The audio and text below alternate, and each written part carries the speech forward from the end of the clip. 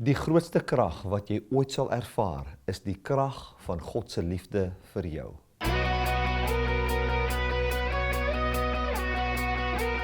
Die evangelie van Jesus Christus gaan nie oor jou liefde vir God nie, maar oor God se liefde vir jou.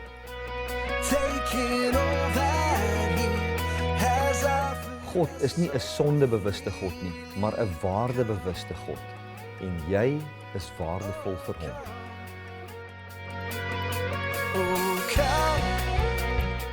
Die volgende program is gefokus op God se liefde vir jou, waarin jy jou waarde kan ontdek en geniet. Right, greetings everybody. It's a great blessing for me to come to you, bring you good news once again, bring you the message of the grace of God, the power of God whereby He empowers you unto a brand new life. Today we're going to read from Hebrews chapter 5 and Titus chapter 2, wherein we talk about God teaching us how to live a holy life, teaching us how to live a life of true victory. We need to know that the gospel of Jesus is the good news of the kingdom of God that has come into this world to make everything new, to bring what God has dreamt for you into your life, to help you with your family, to help you in your business, to help you in how to live towards other people, to guide you into a life where you can share in the life of God. And all that is by the power of God and not our own power. So I would like to welcome every one of you that has slotted in.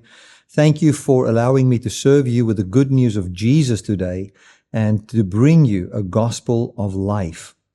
Today, as I said, we're going to talk from Titus chapter 2 and as well as Hebrews chapter 5, looking at the priesthood of Jesus, wherein he was taken from amongst men and where he knew what it was to be tempted the way we are tempted in every way, yet without sin. So it's all about how he can aid us and help us.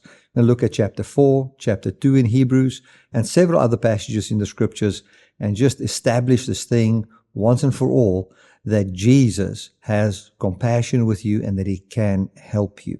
So let us just pray together. After our prayer, I think we're going to look at a short message from Mike Johnston, that is at our mission station in Zambia, Dynamic Love Mission Station in Zambia. He's going to give a little bit of a report back on what they are doing there with the wells, and we're going to give you opportunity to give towards that as well, so that we can continue with the work that we are doing there. Let us pray. Father, thank you for your love and your kindness. Thank you for your goodness. Thank you for your grace. Thank you that you care for us. Thank you that you have sent Jesus, that Jesus died, you rose him from the dead, and now today we have a high priest that knows what it is to have those that are weak around him, and that he can aid us in the day of our temptation, and he can help us so that we can live an upright life, bring a true representation of your kingdom by your Spirit and grace in this world. Thank you that you help me to speak powerfully today. Amen. Right, let us quickly look at a video that Mike has made for us. Well, isn't that wonderful just to see what is happening there? You know, Mike left the United States, he packed everything up, put it in a container, and he's now living in Zambia, and they've done a wonderful job there. He's informed me that he's already done, or that they as a team has already done 8 wells that they fixed like that, and they're now busy with the 9th one. It is absolutely life-changing for the people that are there. And as Mike said at the end of his message there, that might be the only Bible people read, is that act of love. There are many people there that are illiterate, that cannot read and write. They don't have Bibles, but they do see the love that people have. And as they see this love, it opens people's hearts to bring the gospel into that area. It also opens the heart of the government to allow us to go and minister in areas and to be for us and not against us. So this has got a multifaceted effect on people's lives. And I would say the greatest thing for me is that when we look at giving people drinking water, which is something that people really need, and as Micah said there, the fact that you live in the area of a municipality doesn't mean that they provide water. There will be government, the government will drill many wells, and then there will be mission organizations that will drill wells. There was an organization, Movement Church, I think they've drilled about 50 wells. I think we've drilled 7 wells. So that is already almost 60 wells just from the church's side. And then there are churches that has drilled as well. But the maintenance of those wells is a problem. They work for 5 or 10 years and then get full of sand, like Mike said, and they need to be maintained. So I was thinking if we can just fix those wells, it almost serves as the drilling of a well, although it is much cheaper to fix a well than to drill a well. I think it's about, Mike mentioned, $100 to fix one of those wells. Now, if we can go and buy our own equipment to do it, then we can, like Mike said, bring forth a team that can go and fix these things. He sent it in a second message to me that they are thinking of putting a team together. They can go and fix these wells. And that can also be an income for the mission if private wells are being serviced and fixed. So if any one of you want to get involved in this, we would like to give you this opportunity. You know, your heart might feel, wow, this is a good thing that is happening here. And a simple thing like $10, $20 on a monthly basis will really go such a long way.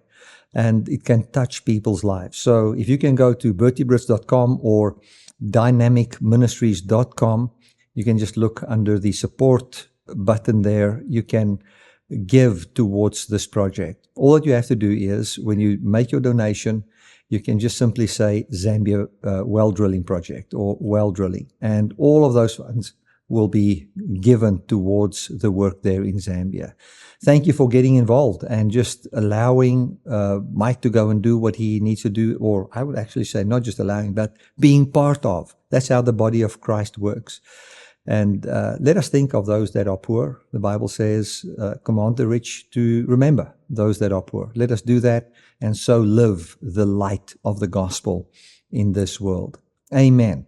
Right, let's get into the message for today. Hebrews chapter 5. I'm going to start with Hebrews chapter 5, and I trust that this message is truly going to bless you. Well, this is the second time I record this message, so if I'm busy with the computer over there and over here, please forgive me for that. But we recorded, and then the camera switched off in the middle of the recording, and then there was only sound for a while, then the camera came on again. Then I did a second recording, the camera went off again. So this is the third time I'm recording this today. So I'm going to give it my best shot. I'm going to read from Hebrews chapter 5, verse 1 to 10. We're talking about the priesthood of Jesus. What is this priesthood about? What does it mean if we think of Jesus that was living a life in the flesh? Living a life in the days of his flesh, the Bible says, wherein he experienced exactly what we experience, and how that is a priesthood wherein he can minister to us and help us. Many of us, our main question is, how am I going to raise my children that they are godly? How am I going to get through this year? How am I going to get through my financial difficulties? How am I going to sort out this person in my life that might be a narcissist? How am I going to, just difficult things that we are dealing with. And we want to know how God helps us. And I think it goes a long way to know that Jesus Christ himself knows exactly what we are going through. He knows exactly what it is to be tempted in all things, exactly as what we are tempted. Now, I just want to say this in the beginning. Jesus is tempted in all things, and I think it's in all category of temptation as what we are. But I'm sure he was never tempted and frustrated with a camera that doesn't record or electricity that goes off. But at the end of the day, it boils down to you are tempted to be frustrated when things don't go your way, and so forth. So Jesus Christ knows what it is to go through difficult times. He knows what mortality is. When he was walking on the earth as a human being, he knew what it was that someone could kill you. He knew what it was to be hungry. He knew what it was to be thirsty. He knew what it was to try and defend your own life in the presence of a father that says, you don't have to defend your own life. I've given you the authority to not to defend your own life and to take up your life again.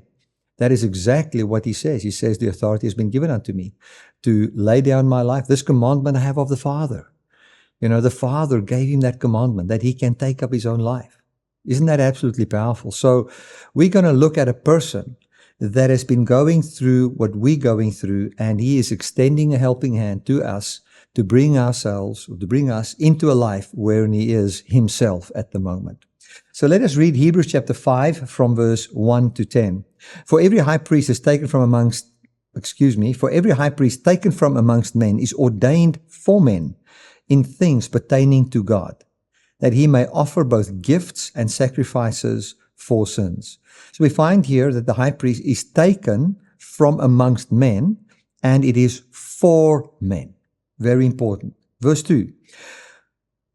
Who can have compassion on the ignorant? So he's taken from men, for men, so that he can have compassion on people, because he is now encompassed with weakness. So he sees the weak around him. He knows what humanity is going through. He knows their problems and their difficulties.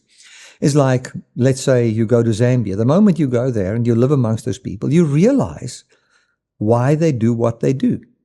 Because you now live amongst them. Their problems become your problem. You start to see what they're going through. You feel what they feel. It's like Mike was sharing with me in the week. It was the second time he had to fix his car's gearbox. So he bought a very reliable Toyota Land Cruiser, drove up. When he got there, the gearbox gave problems. He had it redone. After redoing the gearbox, he just drove it maybe 1,000 kilometers, and all of a sudden the thing breaks again. Breaks down next to the road, I think in the Kafue National Park. I mean, there's wild lions and elephants and whatever walking around. And then the car further breaks. People help him next to the road, going through all those difficult times. All of a sudden, and I mean, Mike has known this for many years because he's been in the mission field for 14 years in Uganda. But all of a sudden, with a broken car, you're now at a place where you are where most people are that live in Zambia. They have no vehicle. They walk where they want to be. And you see that.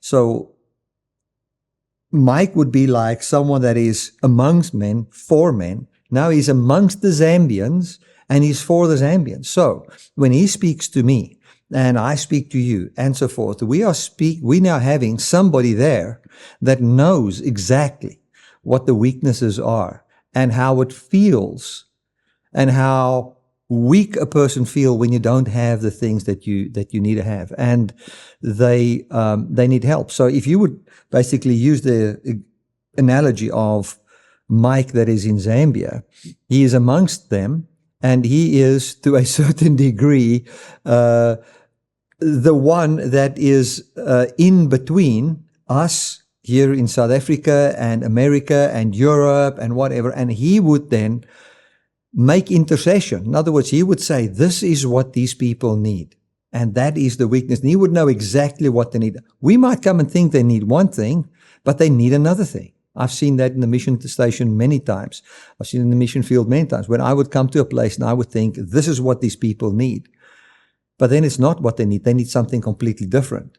And that thing that they need that's completely different, I would only realize after staying there for months, over years. Then I realized, oh no, these people need something completely different.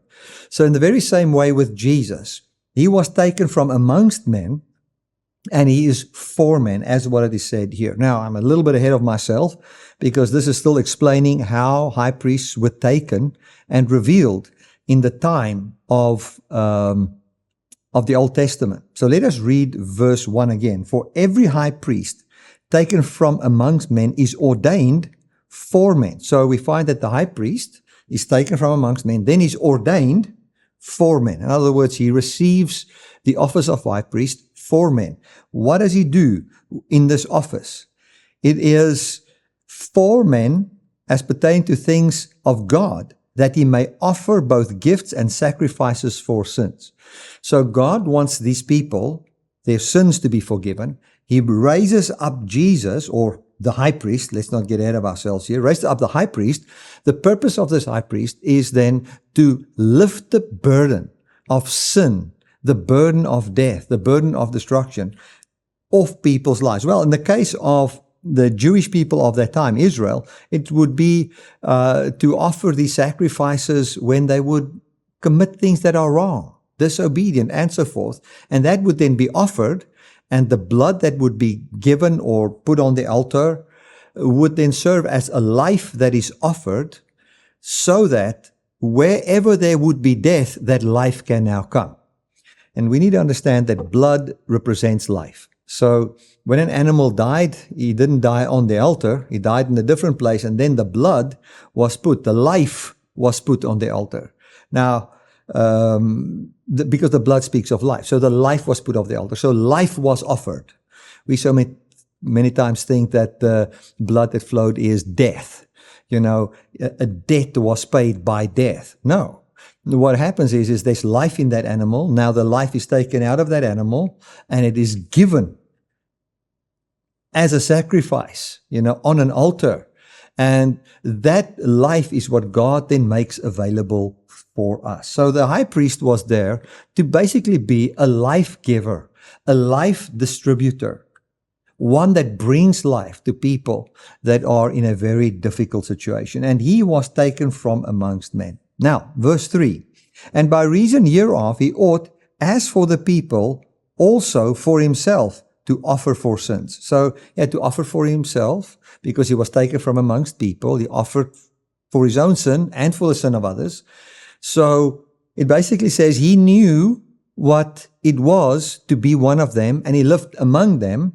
And then he had to now go and make atonement, or administer, not make atonement, to administer the atonement that God makes available to the people so they can be delivered from what oppresses them.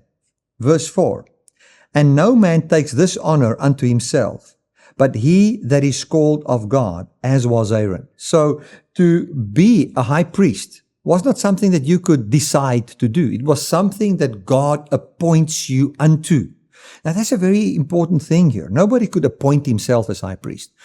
Now, what the writer of Hebrews is going to do is he's now going to show how God appointed Jesus as high priest. And that's a very important point for him. Because we would have the Old Testament high priest. So how do you know which high priest is the one that God appoints?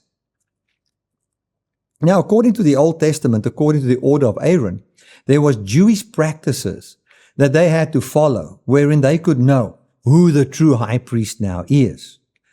But if you now all of a sudden find a high priest that is not from the order of Aaron, in other words, he's now not a Levite, and you want to make a radical claim and you want to say, listen, there's another high priest that's greater than this order, or according to the law on how high priests are appointed. Then you will say, okay, we find in the Old Testament that high priests are appointed according to the law as God would give instruction.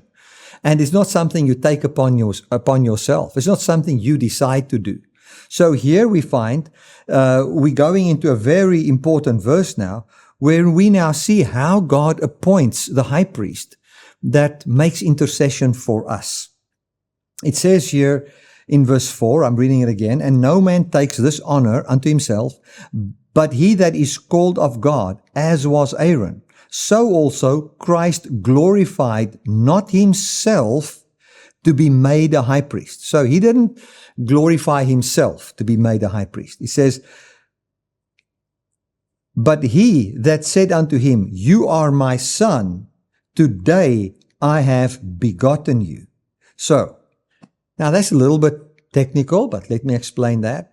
What the writer of Hebrews says is, there's a specific verse that says, you are my son, today I have begotten you. And as what there was a certain structure in the Old Testament whereby people were declared as high priest, anointed, and so forth, we now find God has got a different way where he now shows who the eternal high priest is. And that is, he says, you are my son, this day have I begotten you. Now, okay, what does that then have to do with the next verse? Let's read verse 6. Verse 6 says, as he also said in another place. So this is now the exact same thing. You are a priest forever after the order of Melchizedek. So there's a priesthood that's after the order of Aaron. Then there's a priesthood that's after the order of Melchizedek. Now, please listen to this. The order of Aaron administered forgiveness through the sacrifice or the blood of animals and so forth. But the order of an endless life would now administer the order that it's in, which is an endless life. So what Jesus, high priest, ministers is eternal life for all of us. That's why we can have life in this world. We can start to live with eternal life inside our lives today. Now, let's just get back a little bit. If we look at the verse that says, "You are my son, this day have I begotten you." Ask yourself the question, is there maybe another verse in the Bible that could bring some light on what this would mean when it says, "You are my son, today have I begotten you"? Yes, there is. You can go to Acts chapter 13, verse 33, and let us go and read that. It reads as follows. Let's read from verse 28. I've read this many times, but let us just get into what he's saying here about priesthood. "And though they found no cause of death in him, yet desired they Pilate that he would be slain. And when they had filled all that was written about him, they took him down from the tree and laid him in a grave. But God raised him from the dead, and he was seen many days of them which came with him from Galilee to Jerusalem. And we declare unto you glad tidings on how that the promise which was made unto the fathers, God has fulfilled." So God made a promise, and then he fulfilled the promise. "The same unto us their children, in that he had raised Jesus again." So there was a promise. This promise was fulfilled. How? In that he raised Jesus again. "As it's also written in the second Psalm, You are my son, this day have I begotten you." Okay, so Jesus was raised from the dead, and according to Paul's understanding of that verse, when God says, "You are my son, this day have I begotten you," it refers to the resurrection. So he says Jesus raised him from the dead, as it said, "You are my son, this day have I begotten you." So Jesus was begotten from the dead by the Father and declared to be the Son of God forever in the resurrection. So now we can look at the path. Jesus Christ, as what the other high priest, was taken from amongst men, and then he was ordained as high priest. The pattern that the writer of Hebrews is painting is this. God picked Jesus, obviously through prophecy, and he pre-decided on Jesus and so forth, and then ordained him. He took him from men, but he ordained him as high priest by raising him from the dead. That raising from the dead was, "This day have I begotten you. You are now in the order of Melchizedek." What is the order of Melchizedek? It is the order of an endless life. That is what it is. Melchizedek didn't have any genealogy, no father, no mother. None of that was written down in his genealogy. You can go and read some scholars on this matter.